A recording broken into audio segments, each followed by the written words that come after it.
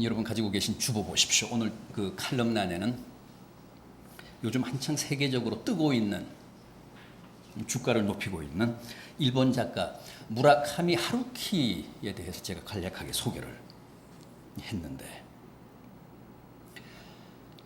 이미 작고를 했죠. 지난 1999년에 작고한 빙점, 또 길은 여기에의 작가 미우라 아야코 여사도 잘 아시죠.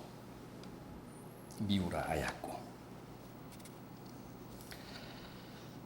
24살 때부터 37살까지 폐결핵으로 요양소에서 살았습니다.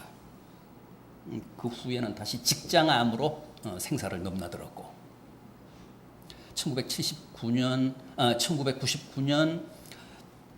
10월에 77세로 세상을 떠날 때까지는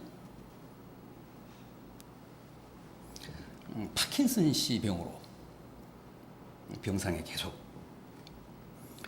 있었던 분인데,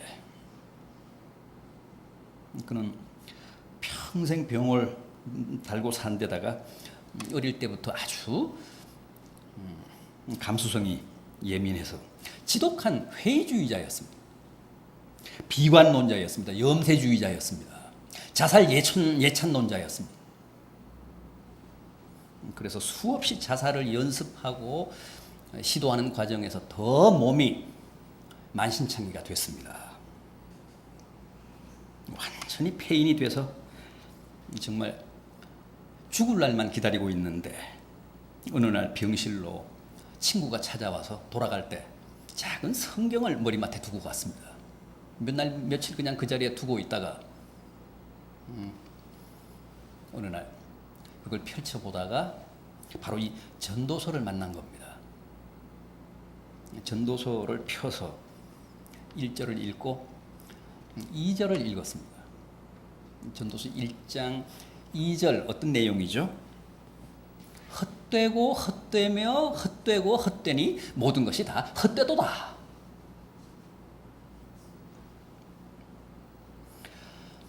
이 말씀 보면서 아주 충격받았습니다.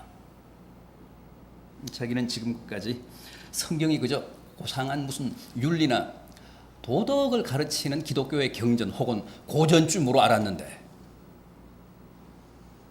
여기에 이렇게 자기가 품고 사는 절망보다 더 지독하고 더 철저한 허무의 노래가 있을 줄은 몰랐다는 거죠.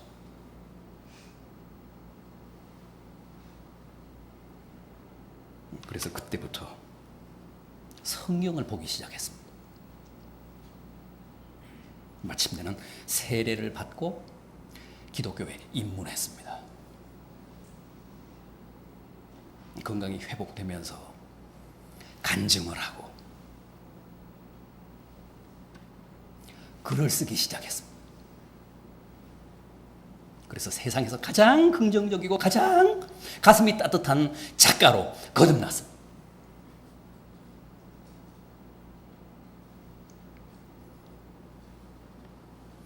나는 이제 가장 행복한 죽음을 맞습니다. 그러면서 죽었습니다.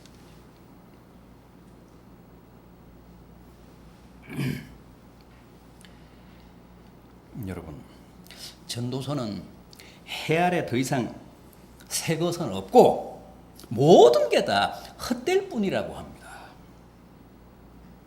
오늘 제가 봉독해드린 본문 14절 하반절 보십시오. 보라, 모두 다 헛되어 바람을 잡으려는 것이로다.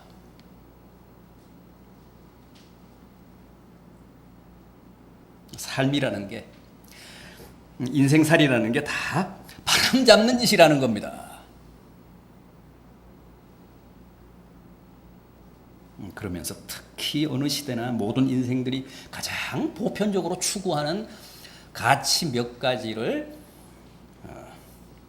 예로 들면서 그런 것들의 허무함을 신랄하게 고발하고 있습니다. 자, 그렇다면 그게 어떤 것들인지 한번 보죠.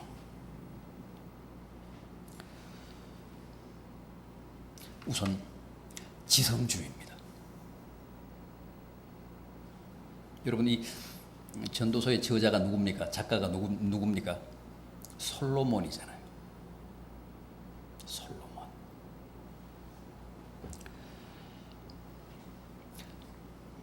지혜의 지성의 화신인 솔로몬이 제일 먼저 고발한 게 지성주의입니다. 특히 우리나라는 문화 자체가 지성에 참 약하잖아요. 지식을 최고의 덕목으로 삼잖아요. 아마 오랜 유교 문화 탓일 겁니다. 유교에서는 그 학덕을 최고로 치잖아요. 그래서 늘 그걸 가까이 하고 사는 선비는 가난해도 벼슬을 못해도 특별한 재주가 없어도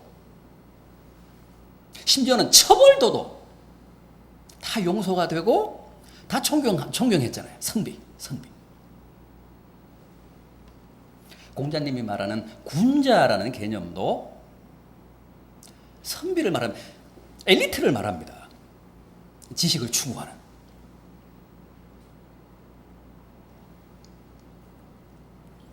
많이 달라졌다고는 하지만은 아직도 우리 사회는 지성주의가 최고의 덕목으로 꼽힙니다. 그렇지 않습니까? 우리나라 아이들은 여전히 공부밖에 모르고 공부 못하면 그건 사람도 아니고 대학 못 가면 죽는 줄 압니다. 또 죽어 마땅합니다.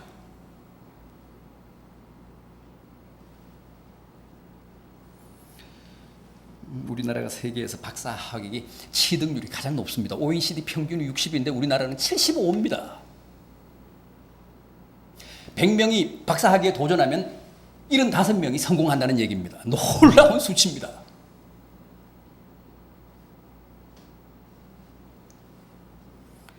외국 사람들은 공부를 해도 꼭 학위를 해야 된다고는 생각지 않습니다. 박사 학위를 따야 된다. 그게 목표나 목적이 아닙니다.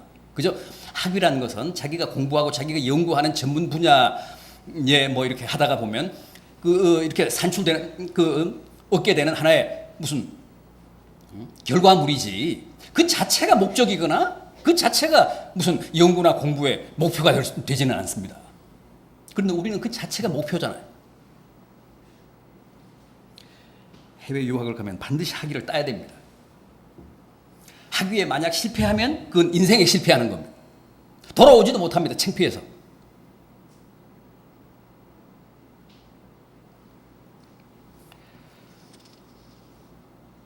그래서 목숨을 걸고 공부를 하기 때문에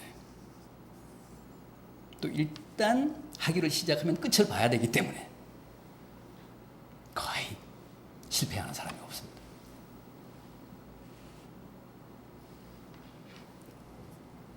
저 강신일 목사님 저 뒤에 와 계시네요. 방학 이어서 아마 지금 이스라엘 예루살렘 히브리 대학에서 유학 중이신데 잠시 귀국을 하신 것 같습니다. 저분만 봐도 그렇습니다. 일반 대학에서 영문학하고 장신대 와서 MDB 과정 3년 하고 THM도 아마 했을 거예요. 또 2년 하고 또 이스라엘 예루살렘으로 가서 히브리 대학에 등록을 하고 아마 거기서 다시 석사 과정을 하신 것 같고 지금 박사 과정 하고 계신데 지금 거기서 공부하신 지도 아마 10년 가까이 될 겁니다. 10년 넘었습니까? 아니, 저렇게 공부해서 들어와 봤자 무슨 대학 총장으로 가는 거 아닙니다.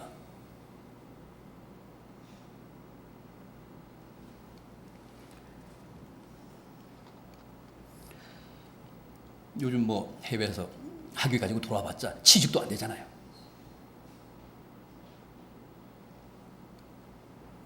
그럼에도 무조건 대학이고 무조건 학위입니다. 아까 말씀드린 대로 이 전도서의 저자는 솔로몬입니다. 솔로몬이 누굽니까? 당대 최고의 지성인이었습니다. 아니 뭐 당대만이겠습니까? 유사 이래 인류 역사상 전무후무한 엘리트입니다. 지성인입니다. 내노라 하는 석학 현자들이 세계 도처에서 그의 가르침을 받겠다며 예루살렘으로 찾아가서 그의 앞에 머리를 조아렸습니다. 정말 솔로몬이야말로 자타가 공인하는 지혜의 화신이었습니다. 그런데도 보십시오. 유일무이한 지혜의 왕이 뭐라고 합니까? 15절을 보십시오. 구부러진 것도 곧게 할 수 없고 모자란 것도 셀 수 없도다.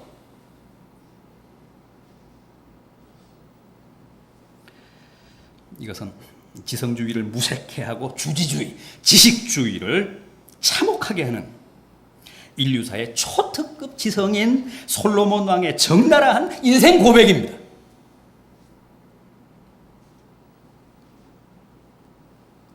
아무리 지혜롭고 아무리 지식이 많아도 그걸로는 구부러진 것 하나도 펼 수 없다고 합니다. 우리는 흔히 박사면 만물 박사잖아요. 박사면 모르는 게 없고 못하는 게 없다고 생각하잖아요. 그런데 이게 무슨 소리입니까? 지혜도 지식도 구부러진 것 하나도 곧게 할 수 없고 모자란 것 하나도 더 할 수 없다고 합니다. 이것은 지성주의의 한계와 허구에 대한 고발이고 지식에 대한 맹목주의, 맹신주의를 통렬하게 비판하는 말씀입니다.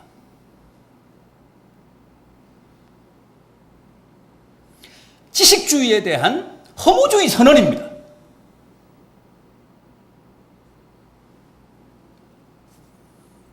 그렇지 않습니까? 고도의 지식도 첨단의 정보도 구부러진 인간성 바로 잡을 수 없습니다. 삐뚤어진 인간의 영혼 새롭게 할 수 없습니다. 17절 보십시오. 내가 다시 지혜를 알고자 하여 미친 것들과 미련한 것들을 알고자 하며 마음을 썼으나 이것도 바람을 잡으려는 것인 줄을 깨달았도다. 여기에 나오는 미친 것, 무슨 미련한 짓, 바람을 잡는 짓, 이게 다 지식을 쫓는 인간의 헛된 욕망을 원색적으로 비난한 겁니다. 비판한 겁니다.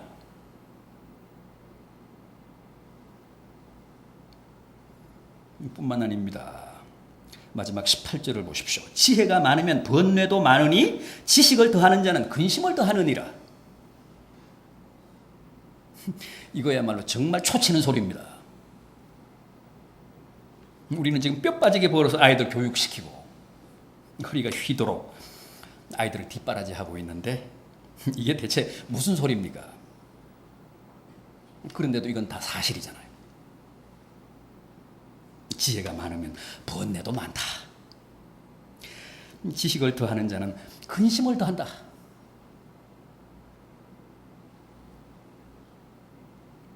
자, 그럼 어떻게 해야 합니까?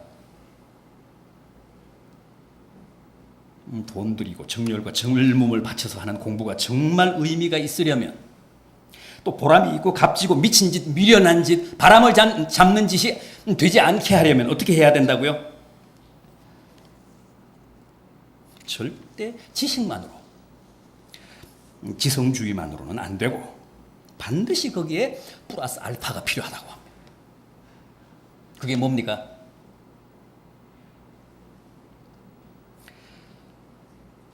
솔로몬이 이렇게 지식의 허무주의를 노래하며 제시한 플러스 알파 뭐죠?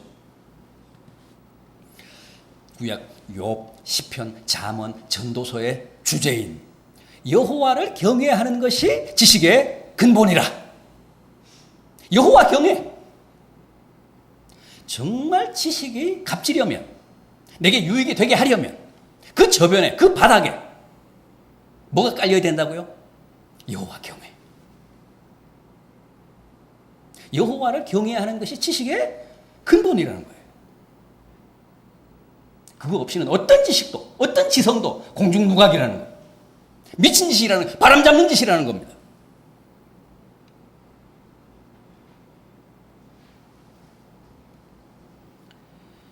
이거 꼭 명심하시기 바랍니다. 정말 내가 힘쓰고 애써서 하는 이 지성의 추구, 이게 내게 복이 되려면 탄탄하게 그 저변에 여호와 경외가 기반이 되어야 된다는 거예요.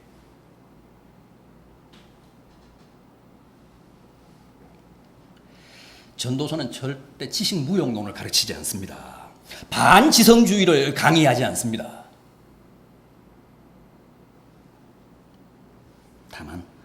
그 지식이 진정한 지식이 되고 그 지성이 참된 지성이 되려면 중요한 전제가 있는데 여호와 경외라는 거예요. 그게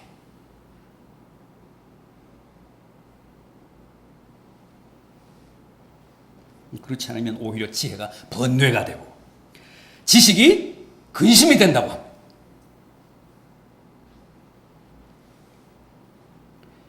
다음은 쾌락주의입니다. 쾌락주의, 향락주의, 신미주의. 이것은 전도서 2장 1절 이하 11절까지 말씀하는 내용입니다. 여러분, 쾌락주의가 뭡니까? 쾌락이나 향락을 통해서 행복을 추구하고 내 존재의 의미를 확인하려고 하는 삶의 철학.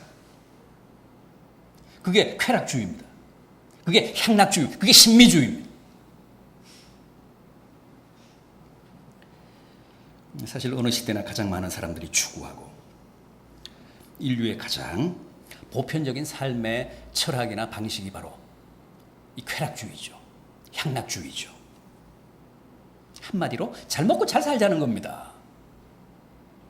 그게 삶의 목표입니다. 그게 삶의 절대적인 철학입니다. 열심히 벌어서 멋지게 호화롭게 향락하며 인생을 즐기자.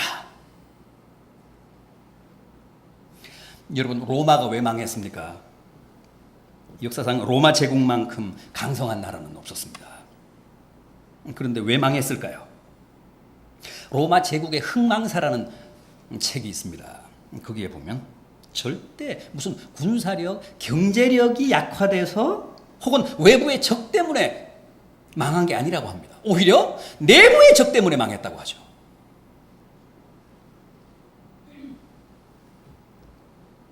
그들의 삶의 철학이었던 에피큐리즘, 쾌락주의 행복론, 에피큐리즘, 쾌락주의. 그들은 각국에서 약탈해온 온갖 부로 상상할 수도 없는 향락을 추구했습니다. 결국은 바로 그 쾌락주의라는 삶의 방식 때문에 스스로 망한 겁니다. 스스로 무너진 겁니다. 로마의 귀족들은 식탁 위에 온갖 산의 진미를 차려놓고 먹다가 배가 부르면 어떻게 했어요? 식탁 아래에 준비해놓은 요강에다가 다 개원했습니다. 손가락을 목구멍에 깊이 찔러 넣고 그걸 다 개원한 거예요. 속을 완전히 비운 다음에 다시 먹었습니다. 개인이나 나라나 절대 가난 때문에 망하는 법은 없습니다. 가난하면 오히려 행복합니다. 항상 부 때문에 망합니다.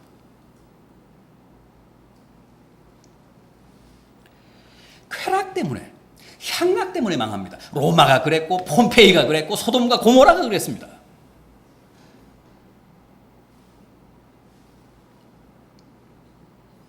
이 전도서 2장 3절은 술로 인생을 즐기려는 자들의 헛됨을 꼬집고 있습니다. 또 4절은 사업을 크게 벌이고 집을 크게 짓고 종들을 많이 부리면서 인생을 즐기려는 자들의 부질없음을 고발하고 있습니다. 그런 게 절대 우리에게 참 만족을 주는 게 아니라고 합니다. 또 8절을 보면 가무와 첩 얘기를 합니다. 솔로몬은 적어도 1000명 이상의 첩을 거느렸습니다. 심지어는 외국에서 미녀들을 수입했습니다. 결국은 그게 솔로몬의 말년을 아주 고통스럽게 하잖아요. 왜냐하면 미녀만 수입이 된 게 아니라 미녀들이 들어오면서 우상까지 가지고 들어와서 결국은 그게 치명적인 화가 됩니다. 전 세계에 미녀란 미녀는 다 불러들이고 사들였습니다.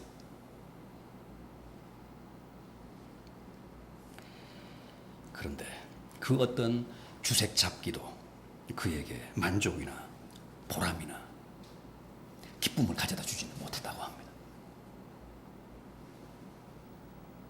쾌락주의는 얼핏 보면 굉장히 화려한 것 같고 행복한 것 같지만 절대 그렇지 않다고 합니다. 그 내면에는, 그 저면에는 견딜 수 없는 공허와 허무주의가 도사리고 있다고 합니다. 솔로몬을 보십시오. 이 전도서 2장 10절입니다. 무엇이든지 내 눈이 원하는 것을 내가 금하지 아니하며 무엇이든지 내 마음이 즐거워하는 것을 내가 막지 아니하였다. 그렇습니다. 그는 정말 사람이 누릴 수 있는 최상의 부와 영화를 다 누리고 즐긴 사람입니다. 그러나 결국은 뭐라고 합니까? 이어지는 2장 11절 하반절 보십시오. 다 헛되어 바람을 잡으려는 것이며 해 아래서 무익한 것이로다. 그거 다 미친 짓이라는 거예요. 다 바람 잡는 짓이라는 겁니다. 공허한 짓이라는 거예요.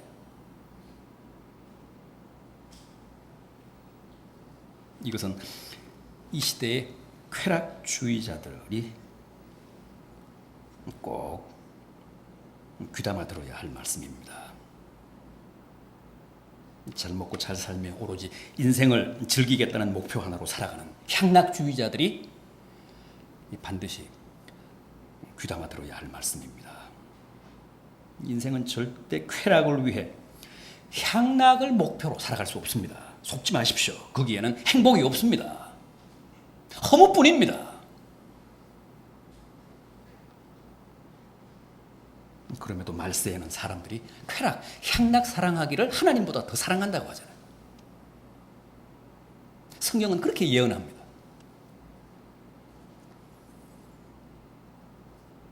요즘 세상 사람들 살아가는 방식이나 또 대중문화를 보십시오.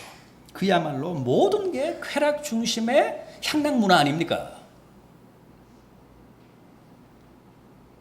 그런데 우리는 그럴 수 없다는 거예요. 우리 장로교 신조인 요리문답 제1조가 뭡니까? 인생의 제일 되는 목적은 하나님을 영화롭게 하는 것이다.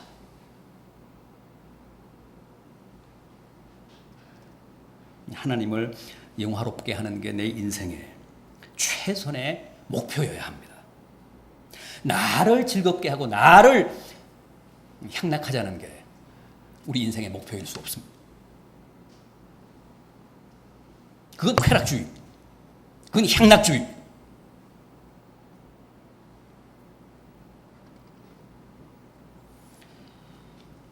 내 삶의 절대적 가치나 궁극의 목표는 하나님을 영화롭게 하는 것이어야 한다. 그래야 내가 행복하다.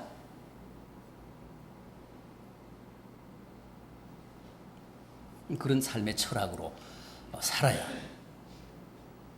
내게 기쁨이 있다고 합니다. 그게 솔로몬의 가르침입니다.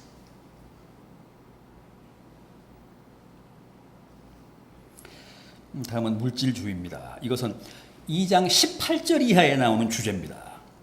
2장 18절 이하 마지막 26절까지 나오는 내용인데, 물질주의, 맹목적인 지성주의나 쾌락주의도 그렇습니다만 이 물질주의, 물신주의, 맘모니즘, 배금주의, 이것도 절대 우리의 행복을 보장하지 못한다고 합니다. 돈이 많으면 행복할 것 같지만은 그렇지 않습니다. 점점 타락해서 나중에는 온갖 미친 짓을 하다가 죽습니다. 솔직히 가난해서 먹고 살기 바쁘면 별로 죄 지을 틈이 없잖아요.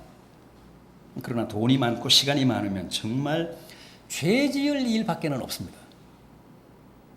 그래서 부자가 죄를 많이 짓는 겁니다.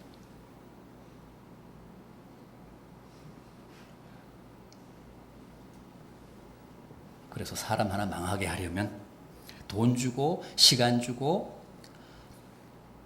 건강 주면 백발백중이라고 하잖아요. 오래 가지도 않습니다. 석 달 길어봐야 1년이면 망합니다.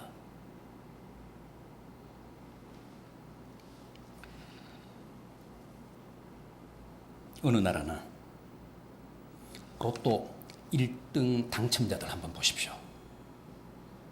잘 살고 있나? 행복하나? 차라리 가난할 때는 건강하고 행복했는데 로또에 당첨돼서 돈벼락을 맞은 후에는 가정도 깨지고 친지도 친구도 다 사라지고 건강도 잃고 다들 전보다 훨씬 더 불행해집니다. 돈의 생리는 그렇습니다. 처음에는 사람이 돈을 벌잖아요. 그때는 행복합니다. 그때는 좋습니다. 그때는 괜찮습니다. 보람도 있고 기쁨도 있습니다. 다음은 돈이 돈을 법니다. 이때부터가 이제 문제입니다. 이때부터 슬슬 이제 문제가 발생합니다. 돈 버는 재미에 흠뻑 빠지면서 돈에 홀리기 시작합니다. 그리고 다음에는 돈이 사람을 삼킵니다. 돈이 결국은 비참하게 사람을 잡아먹습니다.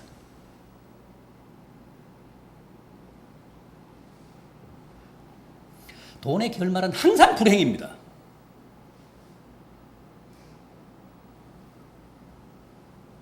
그래서 결국은 돈 때문에 망하고 돈 때문에 불행해지고 돈 때문에 폐인이 됩니다. 가룟 유다도 돈 때문에 망했습니다. 돈 믿지 마십시오. 절대 그게 우리의 참된 행복을 보장해 주지 않습니다. 부가 나를 구원해 주지 못합니다. 자, 그렇다면 이제 어떻게 해야 합니까? 지식도 아니고 쾌락도 아니고 돈도 아니면 어떻게 해야 합니까? 어떻게 해야 우리가 행복하게 살아갈 수 있다고 합니까? 뭐가 우리에게 허무가 아닌 참된 보람과 기쁨과 행복을 보장한다고 합니까? 이 물음에 대한 솔로몬의 답이 바로 모노야웨이즘입니다. 모노야웨이즘, 하나님 절대주의, 하나님 제일주의, 하나님 우선주의, 모노야웨이즘.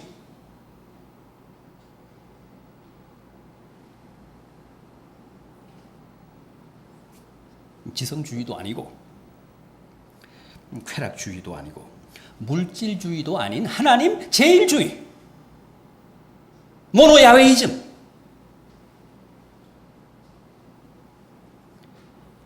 이게 유일한 대안이고 우리의 절대적인 삶의 가치고 길이라고 합니다.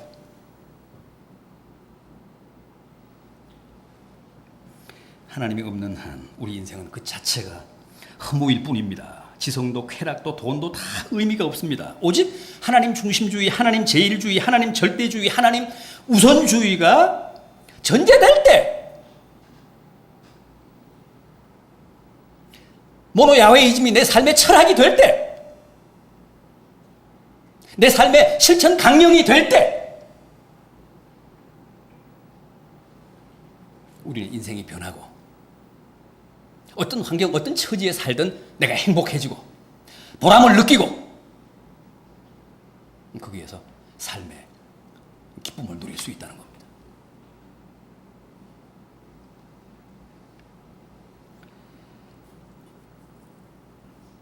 세상 사람들이 다 지성만을 쫓고 쾌락과 향락만을 쫓고 돈만을 쫓으며 살지라도 우리만큼은 절대 그럴 수 없습니다. 부디 하나님 절대주의를 여러분 삶에 관철하십시오. 여러분 인생에 관철하십시오.